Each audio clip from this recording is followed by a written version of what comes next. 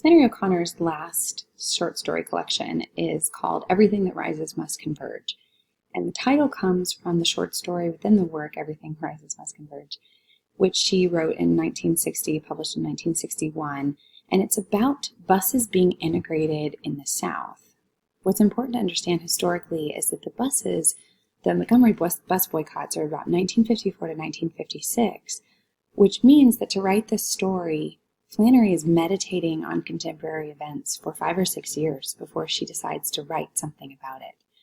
And what she says of her own work is that she says a plague on both their houses, and in that sense she's meaning on both perspectives on the civil rights issue. She's not necessarily saying on blacks and whites. What she's saying is on those who want to be conservative and hold on to traditional segregation, traditional meaning 50, 60 years of segregation, and those who want to be liberal and progressive and integrate buses. Now, she herself was an integrationist, and yet she disliked the way that a lot of people approached integration at the time, where they were, pontificating about things, they were politicizing things, and they were even exploiting people to make their point.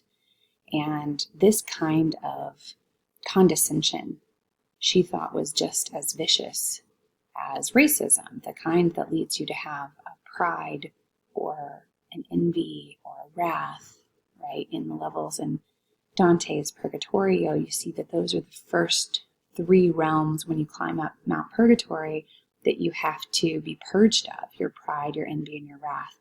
And all 3 stem from the lack of charity. So what you see in Everything Rises Must Converge is that lack of charity, when you have it, can be pointed toward anything. And this is why she thought it was as problematic as racism. In racism, your lack of charity is being pointed toward someone who is not the same race as you. But in this story, the lack of charity in which the young man Julian thinks that he's not racist because he wants to be progressive, because he appreciates integration, he actually points that lack of charity towards his mother, who's the same race as him. But this is what O'Connor is pointing out for us, that she's digging deep down underneath things to show the problems that are part of our character, human beings, sin. I taught this story one time in the Czech Republic, and I taught it at a local gymnasium in Prague, meaning the students were young, they were in high school.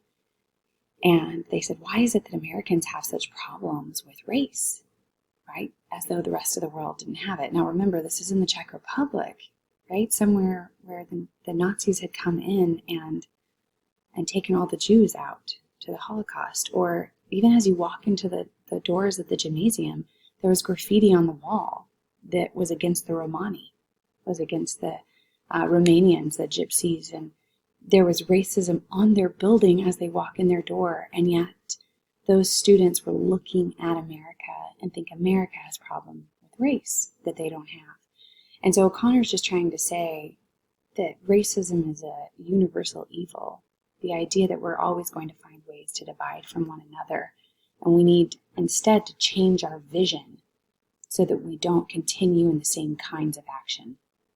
So the story Everything Rises Must Converge is really about vision, and we have to pay attention to how people are seeing what they see and the ways that they see human beings and see themselves, right? So it's really also about self-knowledge, the way you see yourself. In the beginning of the story, you see that the young man, Julian, is standing up against the door, and he envisions himself, he imagines himself as Saint Sebastian. Always a problem when a Flannery O'Connor character imagines him or herself as a saint, right? There's a lack of humility there, especially because what's causing the sainthood is not something like undergoing, pagan violence for the sake of the cross. In this instance, he doesn't like his mother's words. Every word she says is like an arrow stabbing him like he's Saint Sebastian. So you see this lack of charity in the beginning toward her and his wrong vision of himself, wrong knowledge of himself.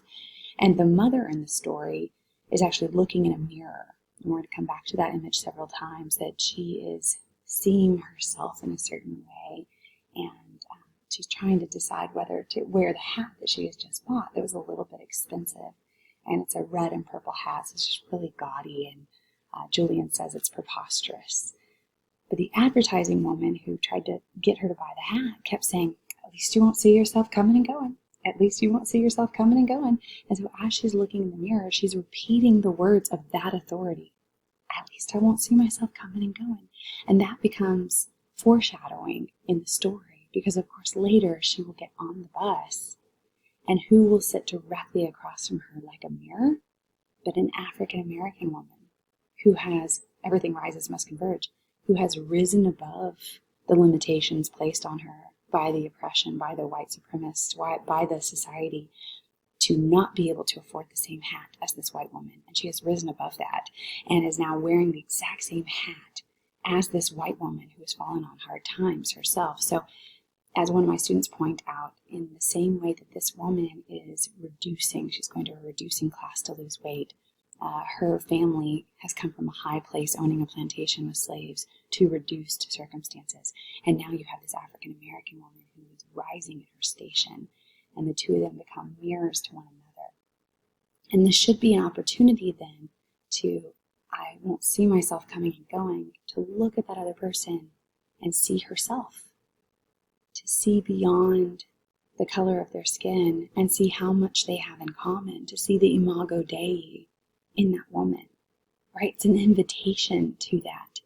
And instead, this horrible blindness of this white woman, she looks at the African American woman and says, smiles like a monkey had stolen her hat. And as readers were just gripped with this horror, the way she looks at this other person and dehumanizes her and is condescending to her. And the white woman then plays peekaboo, a game of seeing and not seeing with the African American woman's son.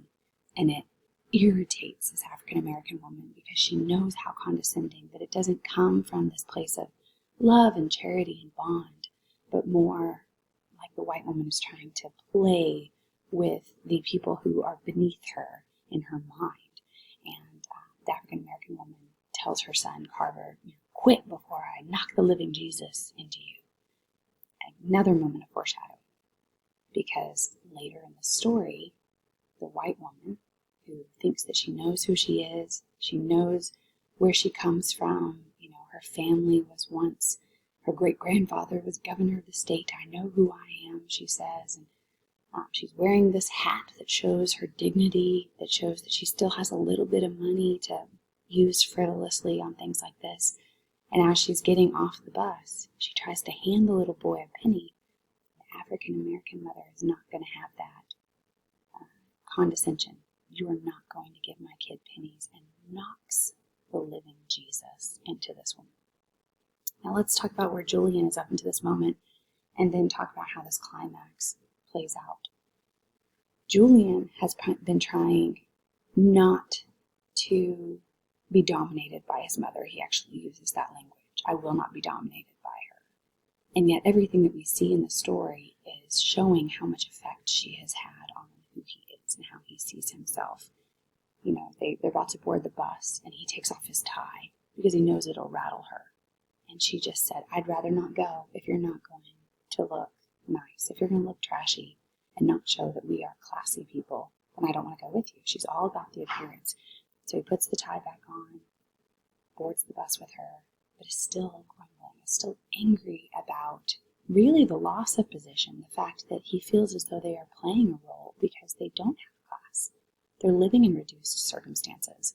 As another professor friend has pointed out, they're riding a bus. They don't have a car. They're not in that situation where they can afford to be condescending to other people. And Julian feels the pretense, and it irks him. And he wants in some ways to still feel high and mighty. The only way he can do that in the current culture is to feel high and mighty above his mother. And so he does everything that he can, even in his imagination, to irk her. He imagines marrying a Negro woman, marrying someone who is intelligent and beautiful and black, so that his white mother will be infuriated. And so even in this dream, he's exploiting another person that doesn't exist for his own benefit, to feel above his mother. It's a misuse of charity and power. And he does the same thing. He gets on the bus. He sees an African-American man. He goes and sits next to him, right, to irk his mother. The man then becomes a pawn in his game, and the man is very annoyed by it, right? He tries to have a cigarette with the man and then notices the no smoking sign and realizes that his attempt to try to share this bond with this man, again, just for pretense, doesn't work out. So it's kind of comedic. O'Connor's making a joke at this guy's expense. But what we also have to realize is that even though O'Connor's making a joke at Julian's expense, she herself would have seen herself in Julian. Julian comes from her. O'Connor was an intellectual who had gone off to school and come home to the South. O'Connor was someone who believed in integration. So she saw her own weaknesses in this character. She's not making fun of him and standing above him.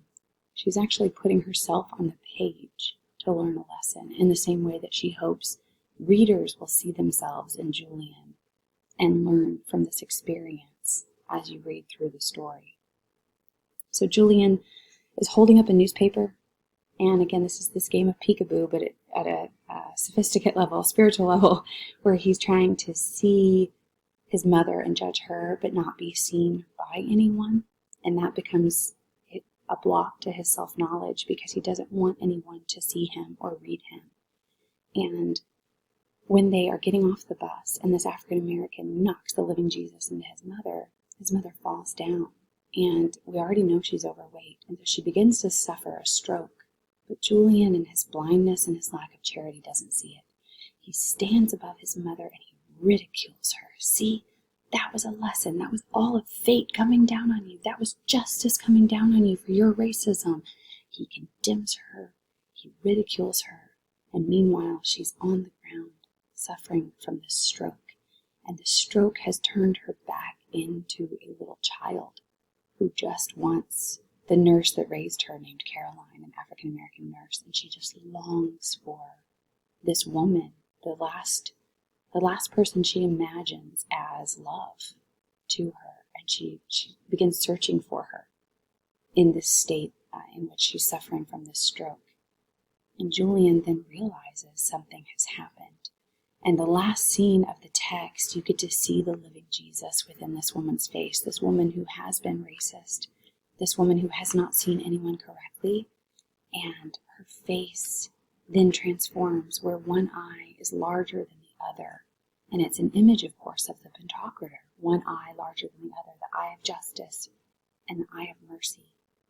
And she uses these eyes to look at her son, and she reads him and finds nothing.